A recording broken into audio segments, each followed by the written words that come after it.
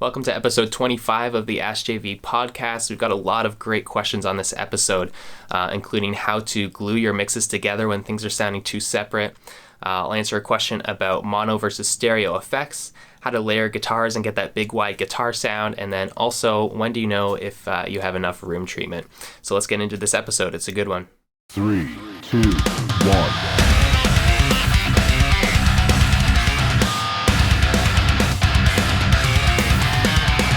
This is the ASKJV Show. Our first question comes from Jacob. My question is a somewhat vague one, but hopefully you may have some tips. Currently, I feel I'm getting my mixes to a point where the levels are sound, and sonically everything works, but I'm really struggling to get everything to glue together. Do you have any tips for getting a mix to feel like all the components work together as one song, as opposed to separate components which all sound good? Well, this is actually a really good question because I think it's something that a lot of engineers and mixers will struggle with at some point as they kind of go through the process of learning EQ and learning to hear frequencies and cutting out problems and so on. I know for me, I definitely went through that as I got better at hearing problem frequencies and removing them and using filters effectively and all that. I started being able to really focus different instruments within the mix, but kind of similar to your question, they started getting too separate and the mix didn't sound glued together and cohesive. So a lot of times I hear this on drums, especially programmed drums, where each piece of the kit is very focused and isolated, which is nice, and it's nice and clear, but like you said, it doesn't sound glued together. So for drums, for starters, I like to try to mix in as much room track as I can in there, and that helps to glue it all back together after I've really isolated and gated and EQ'd and processed the individual pieces. So putting in a lot of room track to fill in all the gaps that you've cut out and just glue it together can really help. And then sending that all to a bus and compressing it together with a drum bus compressor can help as well. For other instruments, drums, bass, and guitars and other instruments in the mix, maybe you just need to back off your filters and your EQ cuts a little bit. So, for me, I found that I went through a stage where I was always cutting things in like the 300 hertz range because it sounded muddy, so I would cut it out. And then my mixes would just sound too separated and then also too thin. So then I just started, relaxing those cuts, loosening up filters a bit. So you can try to let your guitar and bass, for example, have a little more crossover in the low end and not have them so separated.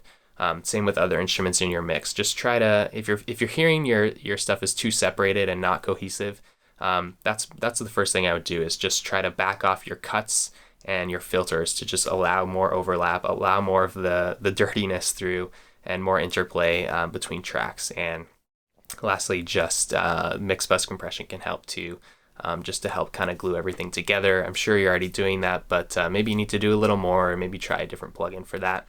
Actually, one more tip, maybe you just need to use some more saturation and maybe some subtle distortion throughout the individual tracks in your mix. As part of mixing in the box is it's so clean that things sound, very separated.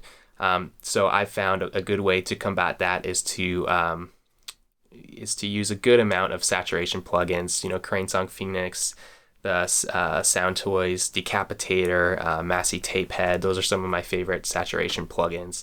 And that subtle saturation and even more aggressive distortion can also really help fill out the frequency gaps a little bit and make your mix sound more glued. Here's our next question. When should you use reverb in mono or stereo? And what is the difference between them as far as sound is concerned?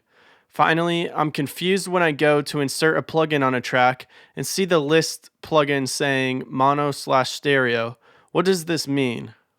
So when you see the mono/stereo label on a plugin in the insert list, that basically means it's going to take a mono input and it's going to spit out a stereo output. So for a good example is a reverb.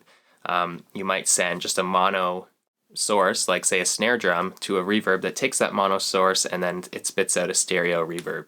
So that's a simple explanation. And again, drums is a good example of when you would use that. So I would, for my drum effects, for example, I would create a mono aux input for my return. I would put on a reverb plugin that was mono to stereo. So it's going to take a mono input and put it out stereo, and that's going to change my aux input into a stereo output track. And then that allows me to just, again, send a mono signal to it, and then it's going to give me the stereo ambience. So drums are a good example of when you would use that. In terms of mono, sometimes with delays, for example, a lot of times I'll use a vocal delay that's just mono. I don't want it to be spread out. I just want it to give some depth, but just stay panned in the center. So that's an example of where you would just use a mono return. But often with delays and reverbs and stuff, you would use a mono to stereo because, again, with the point of using reverbs and delays is often to give it a bigger feel and put it in a bigger space, especially a small mono source. So that's why stereo returns are helpful. Our next question comes from Mike. I can't seem to get my guitars to sound wide enough. I double mic my cabs, and normally I try to double or even triple track rhythm parts. Leads normally only get one track unless they are an octave lead. Then they get two. But I'm still just not sure what's going wrong. I've tried panning the mics 100% in the opposite directions, 70 to 30, same in opposite direction, 150, same in opposite direction. I've tried pretty much any combination I can think of, and it just doesn't feel like they fill the space the right way. All right, Mike, my answer to this question might be kind of counterintuitive at first and might push you a little bit outside of what you're used to and comfortable with. But here's the thing. I learned pretty early on that with big guitars, especially heavy distorted guitars, less is more. So we hear a lot of people, multi-miking cabs, like you mentioned, with 2, 3, 4 mics on a cab. And then doing multiple stacks, 2, 3, 4 layers per side of guitars. And this is big time diminishing returns. So the more you stack and add up the guitar layers, it's actually going to sound smaller and smaller, especially with high gain, because you're adding so much noise and it takes up so much room in the frequency range that, again, it's just going to start blurring everything and it's going to sound smaller. So I learned this both from experience and from asking other engineers who I respected and looked up to, and they were always telling me they just had a single left and right rhythm guitar track and that's it. None of this quad tracking stuff. It was just very simple and clear. The key was that they got a really good tone to begin with, and so they didn't feel like they had to stack multiple amps and mics and stuff to get a good tone. It was just usually one mic in the right spot with really good takes and paying close attention to how you're actually capturing and making sure you're getting a really good performance. And I started doing that, and my guitar recordings instantly improved. And here's the thing: if you want things to sound really big and wide, then it needs to be very clear. Like I'm saying, with less layers, it needs to be just 2 really clear and clean layers to really have everything be audible. And it's not so much all the layers that you stack that makes it sound big, it's the tightness. So if you can just get 1 track or 2 tracks left and right that are hitting at the same time, they're really tightly played rhythmically and they're in tune, it's going to sound 10 times bigger than like 8 layers of guitars that are like just okay. You know what I mean? Because the more layers you add that are, have tiny discrepancies in the timing and everything, like I said, it's diminishing returns because all of those strums and hits, they're going to start blurring more and more and more and more, and it's going to sound less big because things will just be, instead of one hard hit, everything at the same time. The more layers you add is going to be like, by milliseconds, they're going to be spread out, but the impact's going to be way less. So that's my tip. Less is more. Just try to ignore all that stuff. Just use 1 mic on your guitar cab next time. Find the right spot. 95% of the projects I've done is just a single SM57 on the cab in the right spot with a good tone to begin with, hardly any EQ in the mix, and I just get a really solid take left side, really solid take right side, pan them full out 100%, and that's it. So go for that. Try that. Just simplify, strip back, and just try to really think of the basics. Don't try to improve things by piling more layers on. Try to improve it by just going back to the core elements and just really trying to perfect those.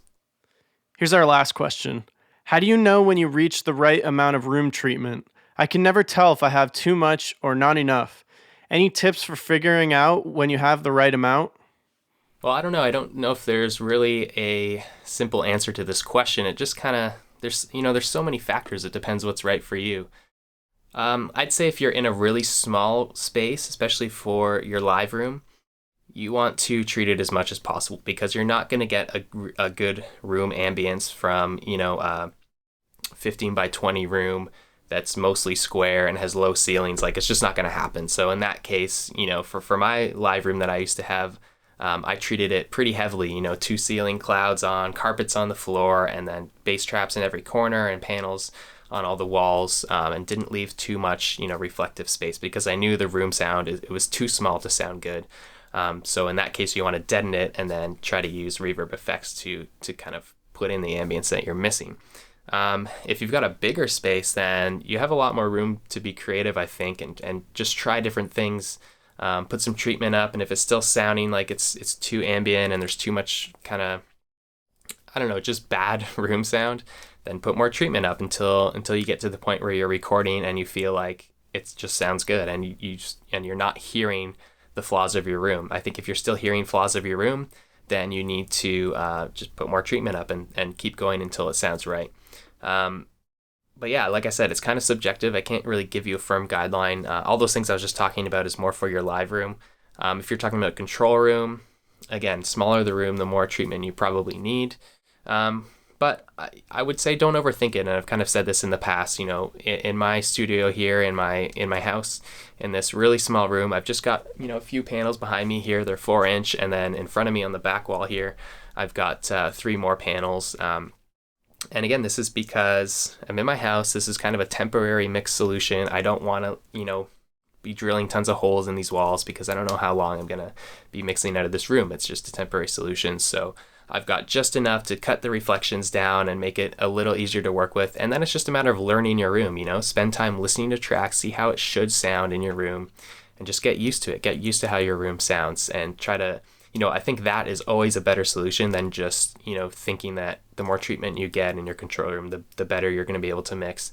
That's only true to a point. At some point, it's all about just learning the room and learning your speakers. And there's definitely proof of that, because, I've worked in like $1 million studios that the acoustics are like amazing, but it doesn't matter, because it matters, but it's like I still have to learn that room, because I don't know how things sound in there. I don't know how finished records sound in that studio. I still have to, put on some reference tracks that I'm familiar with and just sit there and listen in that room, even if it's a perfect listening environment. I've got to learn how things sound, how things translate, and it's the same whether you're in a bedroom or if you're in a $1 million control room. So hopefully that helps. Again, not really any firm guidelines I can give, but hopefully that will help you move forward a little bit. All right, this was a really good episode, guys. Thanks for the questions. Keep them coming. You can go to AskJVPod.com to submit your questions through there, or you can leave a comment on these videos. We try to go through, my team tries to go through and pick out the questions from all these different sources to try and put in this show. So we definitely get a lot of questions every week, and we're trying to get through them all, but make sure you put yours in sooner than later if you want to get it covered on the show. We're going to skip a week next week. There's not going to be any podcasts. But instead, I'm going to be giving out some free stuff, some free lessons and stems, and I'm going to be talking about my next mix course that I'm going to be putting out. So we'll take a week off from podcasts, and then we'll be back into it after that. But you'll definitely want to be on my email list for next week so that you get access to all the free stuff I'm going to give out. So definitely go to hardcoremusicstudio.com, click on the free mixing cheat sheet to grab that, and you'll be on my email list, and that will ensure that you're going to get all of the content next week. So that's it for now. Submit your questions. I love doing this, so let's keep it going. I'll see you next time.